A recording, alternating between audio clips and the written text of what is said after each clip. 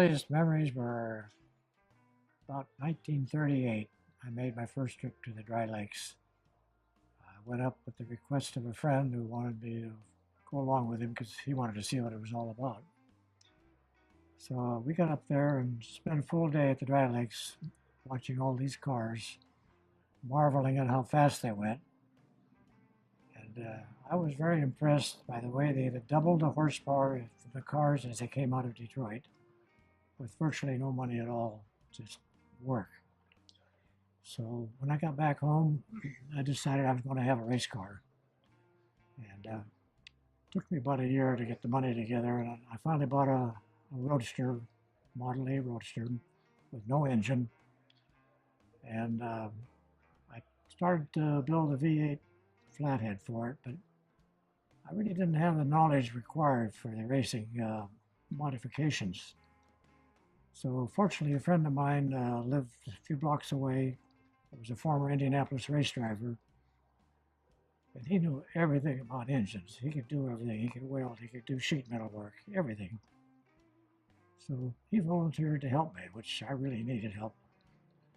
And between the two of us, we got the engine all put together and went up the Dry Lakes and ran fairly well for the first time, but not great. And I stuck with the AV8 for probably 2, maybe 3 years.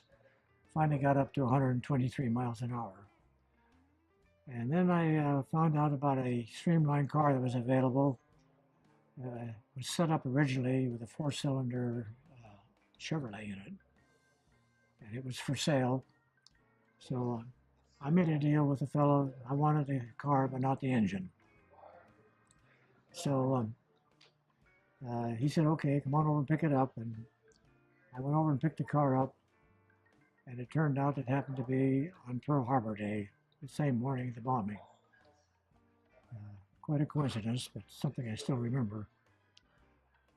Anyway, I got the car home, and we had a lot of work to do on the car because the engine on the V8 engine rather was much wider than the original engine that was in it. So quite a bit of metal work was involved.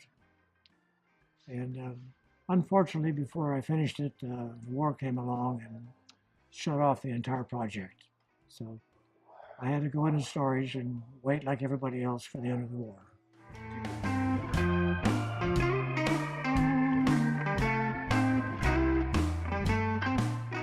Well, I used the conventional products that were available at the time, like the 2-carburetor manifolds. Pretty standard for everybody in those days. And of course, you had to have a camshaft. Now that's quite a story. Grinding a racing camshaft requires a cam grinder and somebody knows what they're doing.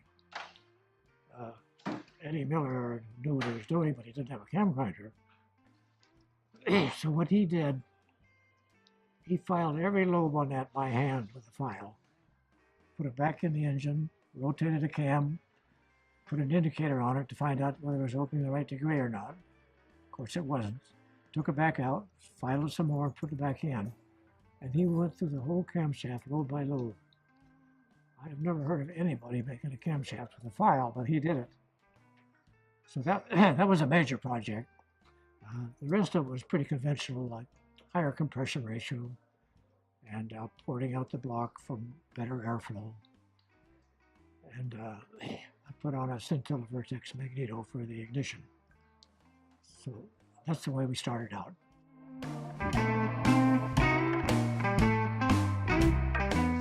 Absolutely nothing. It was the other way around. They learned things from me because I had all kinds of mechanical experience by then. I knew engines pretty well. And one of the places they sent us right at the end of the war was to a base in Mississippi where they must have had 100 B-24s that they were scrapping, but they weren't in flying condition. And what they had to do, what they wanted us to do, was to get the engines in shape so they could fly them across the river 30 miles away and junk them. Well, they didn't have to be in very good shape to do that, but nobody there knew a darn thing about engines except me. They were all people mainly from the motion picture studios, artists, writers, and people like that.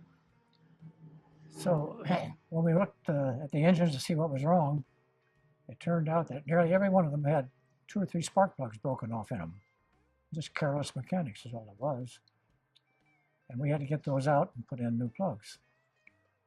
Well, the darn things are broken off short, you know, there's just a stub sticking up. There's really nothing to grab a hold of. So I finally figured out a way that we took a hacksaw blade and went down and sawed a slot right through that steel shell down there that was threaded in.